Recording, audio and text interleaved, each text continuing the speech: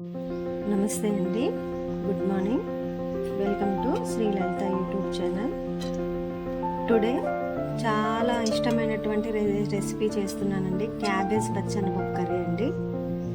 చాలా చాలా ఇష్టమైన కర్రీ చేస్తున్నాను.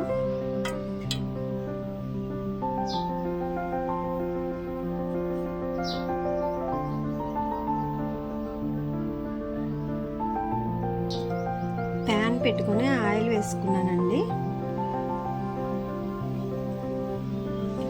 ఇప్పుడు కట్ చేసి పెట్టుకున్నటువంటి పచ్చిమిర్చి, ఉల్లిగడ్డ ముక్కలు వేస్తున్నాను.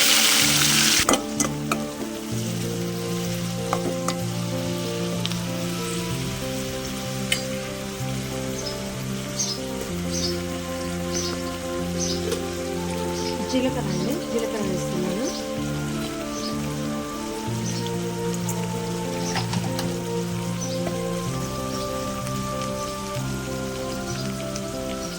పసుపు ఒక స్పూన్ యాడ్ చేస్తున్నాను.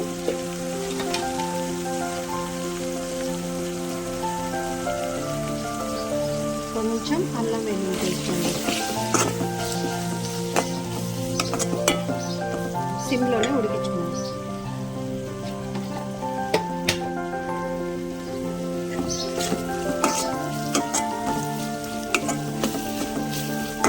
క్యాబేజ్ కర్రీ ఎక్కువ ఎవరు తినరండి. కాకపోతే ఇట్లా పచ్చనిపప్పు యాడ్ చేసి వండుకుంటే చికెన్, మటన్ కంటే ఎక్కువ ఇంట్రెస్ట్ తింటారండి.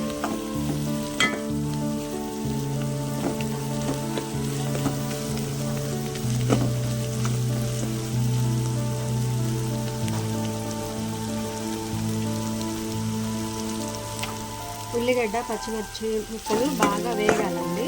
పచ్చిగా ఉండొద్దు.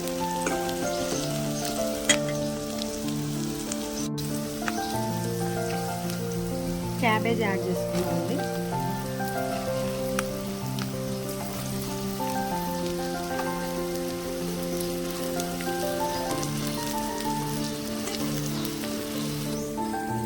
సిమ్లో పెట్టి మూత పెట్టి ఉడికించుకుందామండి. ఒకసారి కలయి పెట్టుకుందామండి.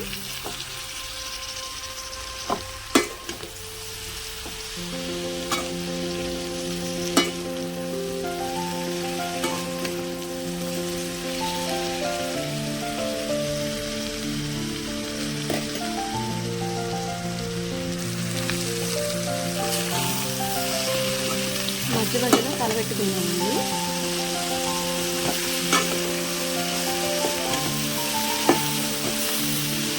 అంటే క్యాబేజ్లో ఉత్తగా టమాటా వేసి చేసుకుంటే ఎక్కువ తినరండి. ఇలా చేస్తే మాత్రం మీరు ఒకసారి ట్రై చేసి చూడండి. నేను చెప్పడం కాదు. ఆంధ్ర సైడ్ బాగా ఇట్లానే చేసుకుంటారండి. మళ్ళీ సిమ్లోనే పెట్టి ఉడకబెట్టాలండి. 50% ఉడికిందండి. ఇప్పుడు మనం టమాటా వేసుకుందాం. టమాటా వేసుకొని సాల్ట్ వేసుకుందాం. కొంచెం కారం కూడా యాడ్ చేసుకుందామండి.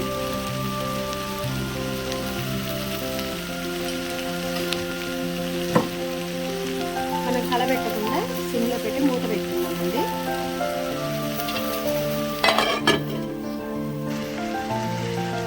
ఇప్పుడు కలబెట్టుకున్నామండి.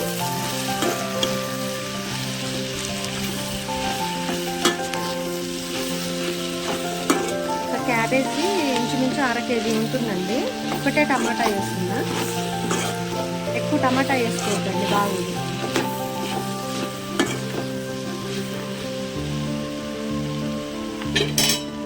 ఇప్పుడు పచ్చనిపప్పు బాయిల్ చేసి పక్కన పెట్టుకున్నాక అది యాడ్ చేసుకుందాం. ఒక్క 5 నిమిషాలు సిమ్లోనే పెట్టి మొత్తం బాగా దగ్గరికి అయ్యేలా ఉడకనివ్వాలండి. మధ్యలో కలబెట్టొద్దు మనం. ఒకసారి ట్రై చేసి చూడండి. చికెన్, మటన్ కంటే ఎక్కువ ఇంట్రెస్ట్గా తింటారు. మూత పెట్టేద్దామండి. ఒక 2 నిమిషాలు ఉడికించుకున్నాం కదండి. ఇప్పుడు ఒకసారి కలుపుకుందాం. అయితే దీంట్లో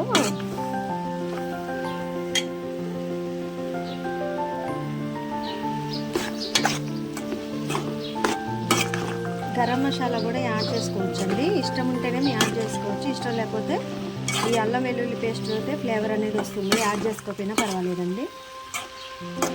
కాకపోతే మాడనియద్దు, కొంచెం మాడినా కూర మనం ఇంత చేసింది వేస్ట్ అవుతుంది.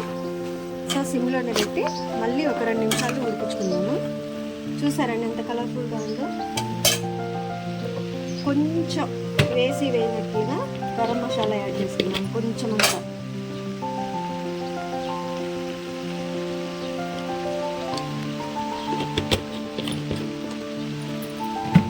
కంపల్సరీ మీరు ట్రై చేసి చూడండి.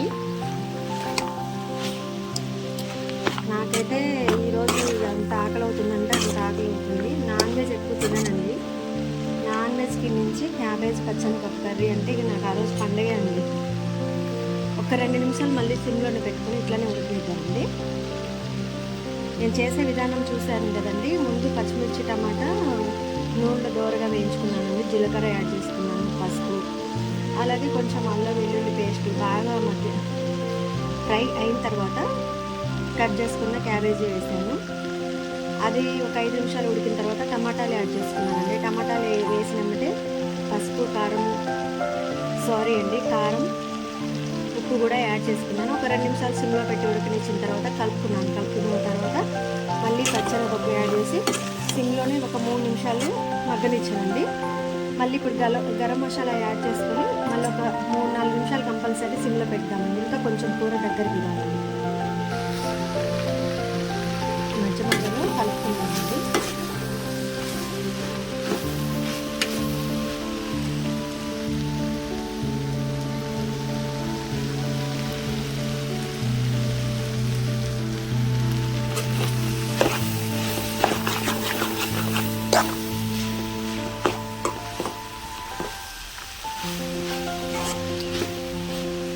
ఇంటికి చుట్టాలు ఇంకా వస్తారు కదండి, నాన్ వెజ్ చేస్తాం కదా కంపల్సరీ. పక్కన సైడ్ డిష్ లాగా పప్పు చట్నీస్ యాడ్ చేస్తాం. ఒకసారి ఇది కూడా ట్రై చేసి చూడండి.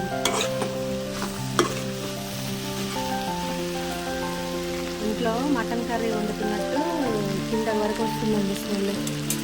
2 స్టేజ్ వరకు వచ్చేస్తుంది smell.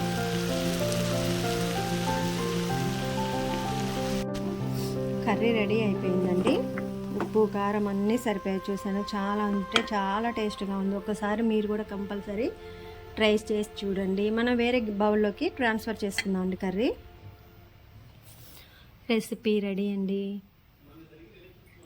Thanks for watching. Please do like, share and subscribe my YouTube channel.